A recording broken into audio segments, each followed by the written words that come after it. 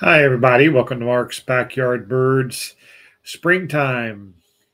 Feeding birds is so exciting because we get to attract beautiful birds, birds in their full breeding plumage, and a lot of birds that have spent their winter in the tropics, and we've missed them all year.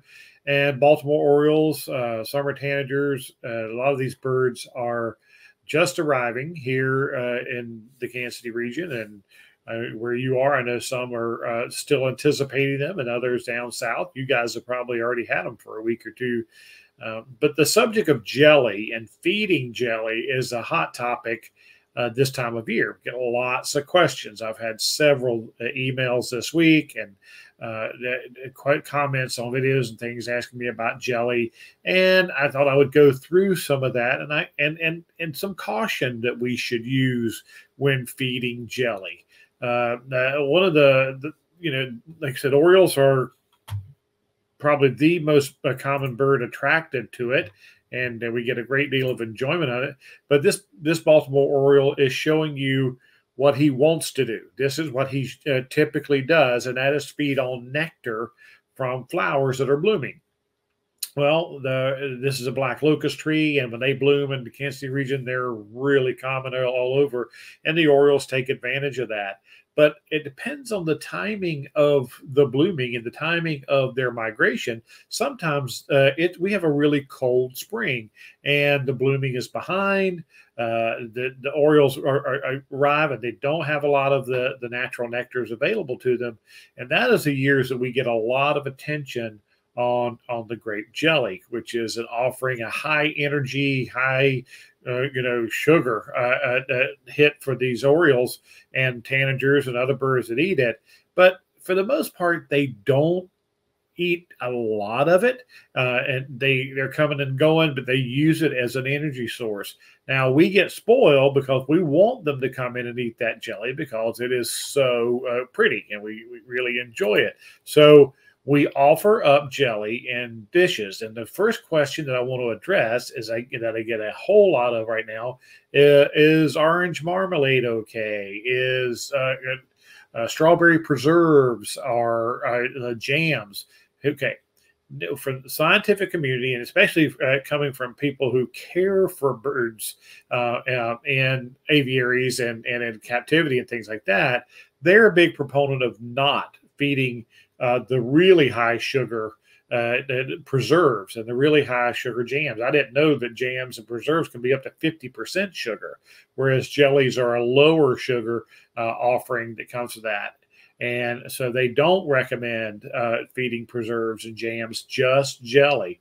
And we in the scientific community believe in the natural sugar jellies. So we recommend you stay away from the high fructose corn syrup jellies, which are the cheaper jellies, unfortunately, but they're not good for us and they're not good for the birds. And like I said, the science is not super well documented. There's not a lot of people who study this in depth yet, but there's a lot of beliefs because of what these high fructose corn syrups do to us and especially young people. And so again, that concern is the feeding of this high sugar diet to young Orioles and babies, and that a lot of people and you'll find online it'll talk about and I recommend myself switching from the jelly to mealworm offering when it comes to the nesting season. So when the Orioles first come back,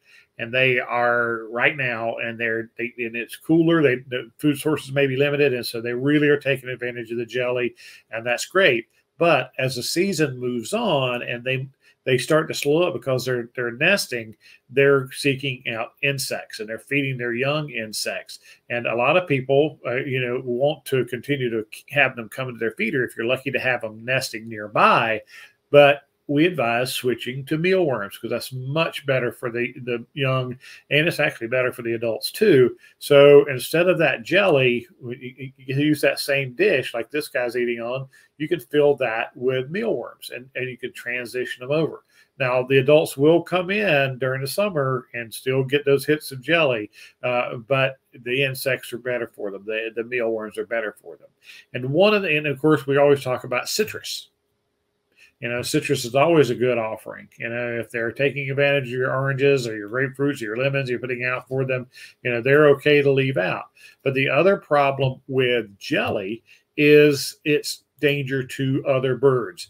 Now, we recommend feeding jelly in more limited quantity. So smaller dishes, ones that are the birds actually can't get down into, because the perfect example is I had a customer who had a red-breasted nuthatch a few springs ago that had gotten into the jelly and gotten it all over its wings, and it couldn't fly.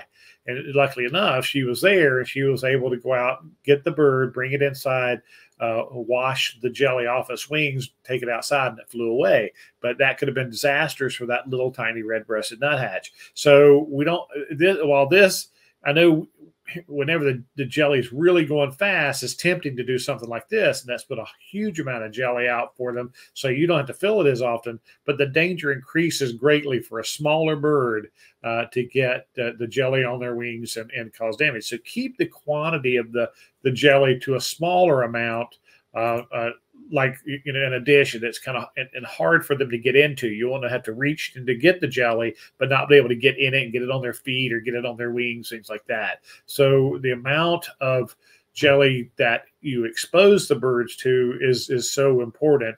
And remember, the natural sugars, no artificial sugar jellies. Natural sugar jellies are the best. Stay away from high fructose corn syrup. I have had people say that I've offered up strawberry jelly and they ate that. So the flavor itself, I mean, if you want to try that, but just stay away from jams and preserves because they are much higher in sugar. And of course, that has the potential for causing problems. So limit it. Please switch to mealworms during the nesting season, which of course will be 2 or 3 weeks in from when they arrive. They're going to set up territories, and especially once they feed babies, and hopefully they'll bring those babies in to eat those mealworms with them. So jelly is fun, but you do have to use a little bit of caution. So it was a great idea for a program. I really do appreciate the idea.